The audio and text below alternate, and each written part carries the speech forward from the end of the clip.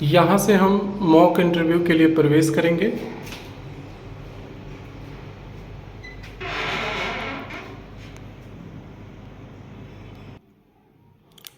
यहाँ आप रिसेप्शन पे आकर के अपना डीबी चेक करा सकते हैं। इसके बाद आप वेटिंग हॉल में जाकर वेट करेंगे।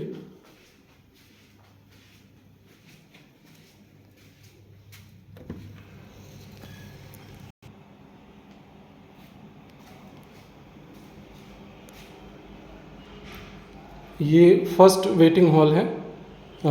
यहाँ बैठ करके आप न्यूज़पेपर वगैरह देख सकते हैं जब तक कि आपका नंबर नहीं आता। यहाँ बैठने के बाद एक प्रक्रिया और होती है, उसे हम देखते हैं। लेकिन इस प्रक्रिया से पहले यदि किसी को ड्रेस वगैरह चेंज करना है तो वो ड्रेसिंग रूम में चेंज कर सकता है। ये ड्रेसिंग रूम है जहाँ पर आप अपने ड्रेस को चेंज कर सकते हैं। जैसे कि विशेषकर महिलाएं यदि साड़ी पहनकर मॉक इंटरव्यू देना चाहती हैं तो वो अगर लंबी दूरी से आ रही हैं तो यहाँ आकर के वो चेंज कर सकती हैं। या पुरुषों में भी यदि आपको कोट पैंट या टाई वगैरह अगर पहनना है तो आप यहाँ अपना ड्रेसअप कर सकते हैं। ड्रेसअप के बाद जो है हम अगली प्रक्रिया पे आते हैं। ड्रेसअप के बाद आपको पर्ची सिस्टम फॉलो करना है। आप एक एक नंबर ऐसे निकालेंगे। ये लगभग 10, 12, 15 जितने भी कैंडिडेट होंगे, जैसे इसमें अभी 10 पर्चियाँ हैं, तो पर्ची निकालने के अनुसार जैसा आपका क्रम आएगा उसके अनुसार आपका इंटरव्यू होगा। इसमें एक सेकंड फेज भी हम लोग रखते हैं कि अगली बार एक नंबर पे दो दो कैंडिडेट होते हैं ताकि उन्हें थोड़ा सा एक सरप्राइज अनाउंसमेंट भी हो कि आपका इंटरव्यू इस पैनल में हो रहा है। इसके बाद जैसे इस नंबर के अनुसार आपका नाम अनाउंस होता है, यहाँ माइक के माध्यम से आपका नाम अनाउंस होगा और फिर आप अपने वेटिंग हॉल से निकल करके इंटरव्यू हॉल की तरफ जाएंगे। वेटिंग हॉल से ये आपकी पैनल की लगभग डिस्टेंस है और इसमें जिस डेट पे भी आपका इंटरव्यू होगा तो उसमें पैनल नेम और किस पैनल नंबर पे है ये आप देख लीजिएगा। जब आपको एड्रेस सेंड हो तब भी आप देख लेंगे कि 1 से लेकर 5 में किस में है, या हो सकता है कि विद इन वीक 6, 7 पैनल भी मिले। हम एक एक करके इस प्रोसेस को आगे बढ़ते हैं। आप देखेंगे कि आप यहाँ पर गेट को ओपन करेंगे। ओपन करने के बाद पैनल मेंबर सभी आपको ऐसे दिखाई देंगे।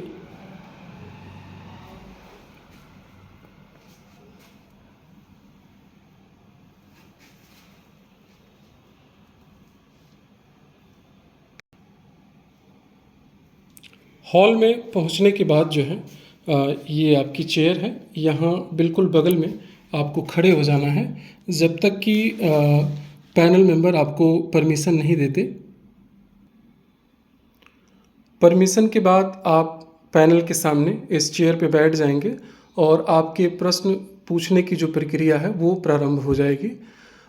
इसमें आप लगभग जानते भी होंगे कि जो पीएचडी कैंडिडेट हैं जिन्होंने रिसर्च किया है उनसे प्रश्न पूछने का जो तरीका है वो थोड़ा सा अलग होता है। नेट बच्चों से अलग होगा, जेआरएफ से अलग होगा। तो आप अपने क्वालिफ़िकेशन के अकॉर्डिंग जो है आप इस पैटर्न को फॉलो कर सकते हैं और इसलिए जो भी डॉक्यूमेंटेशन आते हैं उसमें हम लोग आपकी जो क्वालिफ़िकेशन है वो भी फुलफ़िल कराते हैं। इसी इंटरव्यू ड्यूरेशन में जब आपको टीचिंग परफॉर्मेंस करने को कहा जाए तो आप बोर्ड पर खड़े होकर के और आप अपनी टीचिंग परफॉर्मेंस जो है यहाँ पैनल के समक्ष जो है वो दे सकते हैं। टीचिंग परफॉर्मेंस के बाद जो है आप फिर से अपनी चेयर पे बैठेंगे और बाकी जो प्रश्नों का क्रम है या जो प्रक्रिया है वो पूरी की जाएगी। इसके बाद आप इंटरव्यू दे करके जैसे आपको पैनल परमिशन देगा आप बाहर निकल सकते हैं।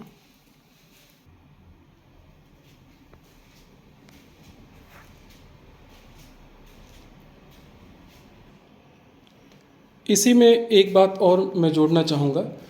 हमने एक विशेष प्रोग्राम रखा है।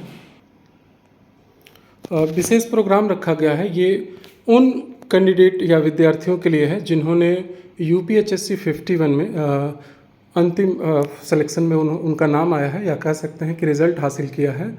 उनके साथ उनके रिज़ल्ट पे, या कह सकते हैं कि उनकी जर्नी कैसी रही, इस पर एक डिस्कशन हम करते हैं। बारी बारी से ये चीज़ें स्टार्ट हुई हैं, और इसके माध्यम से मैं उन कैंडिडेट को भी आमंत्रित करना चाहूँगा जिन्होंने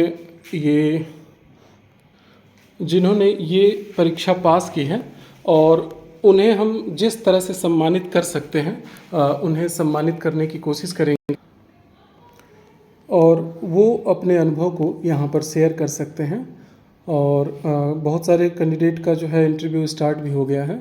आप में से जिन किसी का भी रिज़ल्ट हुआ है, जो हमारे पास इंटरव्यू लिए हैं या फिर नहीं भी लिए हैं, आप संपर्क कर सकते हैं दिए गए नंबर पे। और धीरे धीरे हो सकता है कि ये श्रृंखला लंबी चले और एक एक करके फिर जो है आपके सामने भी आएगी। अगर इसके संबंध में कुछ जानकारी और आपको चाहिए तो आप दिए गए नंबर पे कॉल कर सकते हैं। थैंक यू सो मच आप सभी का।